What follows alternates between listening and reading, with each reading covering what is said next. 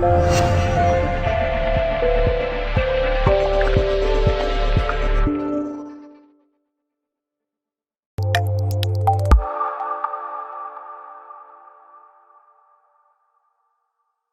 what is the test for that absolutely scintillating performance from start to finish? What are your initial thoughts?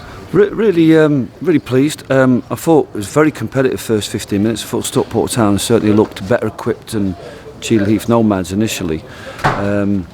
But we found a few weaknesses and exploited them and got ourselves the goals. And second half, with all the change, it was difficult to assess the game. But I was really pleased for the young lads that they kind of dominated second half, and it was nice for several players to get on the score sheet because that'll do their confidence knowing they're good.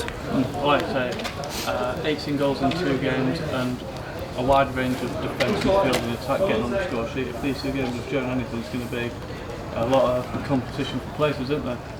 Yeah, well, you can see the strength of the first team that we've retained, and the young lads don't look a million miles behind them either, so very competitive at the moment, and we're looking forward to adding 1 or 2, maybe 3 over the next 3 or 4 weeks. So we're going to have a very strong group, so it's going to be difficult to get all these lads games in the next 4 or 5 matches as we sort of strengthen up the first team.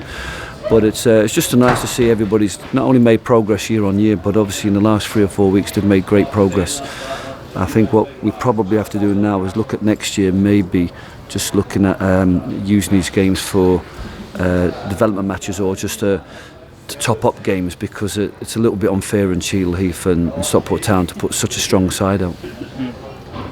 One player to focus on is Conor DeMeo, who a lot of fans are comparing him to the same situation as Sam Walker, who had a spell on loan and came back and started playing outstanding. What do you see for his season coming up? Yeah, it's a fantastic footballer. I mean, it's quite poignant that we're here because it was in this very spot that you got the phone call last year about his mother, and obviously that then disturbed his whole pre-season and naturally enough disturbed his life, and that's a difficult thing to recover from, and with Sam Walker stepping up and Elliot coming in, there was real competition for places, but we all know his ability and we all want to find a way of getting him into the team, and it's Elliot's looking really strong, but Elliot looks like he could play down the line a little bit, maybe alongside Sam or Paul should it be needed. So it's going to be hard to keep any good footballer out of this team, so it just gives us that extra depth. I think a lot of fans are looking for people, to add players from afar to replace the likes of the ones we've lost, but I think with Jordan Keane at centre half, he's as good as Jamie Start, and I think the likes of Conor DeMeo, Elliot Osborne could replace Matty, and I just think that it's going to be very, very hard to improve on the group we've got, because the 14-15 players that we've got that were first team players are in good shape at the moment, and we know them so well and they know each other so well, so it's a great starting point for us. The next 3 friendlies away from home against National League North sides who we played last season. What can fans expect in these games?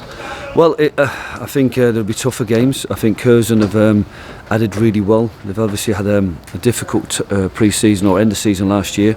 They've lost a lot of people, but they've added really good players. And the same with Guiseley. They're reshaping and altering really good sides. So I think we're going to get teams that are going to give us a real challenge, and I think we'll be looking to the lifting minutes of everybody. Perhaps towards the 60-70 mark for all the players, and it's just going to be tougher challenges over the next 3 weeks, and obviously we had a difficult news today about the Mansfield game, so again we're searching for a really good fixture on the 27th that can challenge the lads. So yeah, I think we've got to up everything in training.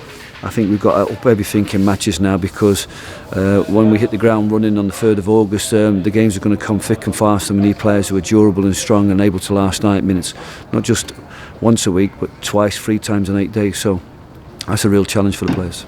Lastly, here at the Stockport Sports Village, it's artificial pitch, and do you think playing on these kind of pitch will prepare us for the games of Sutton and Harrogate? Well, it's very much the future of football. I mean, it's a great surface. It's been replaced obviously last year.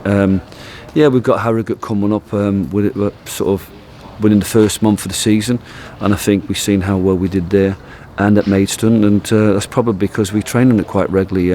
Being a part-time side, we tend to have sessions on Astro much more perhaps than full-time side. So yeah, no, I mean, initially these games aren't about getting used to Astro pitches. They're just about getting the lads shaped up, getting a feel of where they're at physically, where they're at tactically, what they need to brush up on. And I think we all need to up our levels of power and speed, and I think a few players need to tidy up a few of their individual tactics and how they interact with everybody else, and that'll be the main thing that'll give us an advantage when we play the likes of Harrogate rather than playing on these pitches. Congratulations on the win. Thanks so much.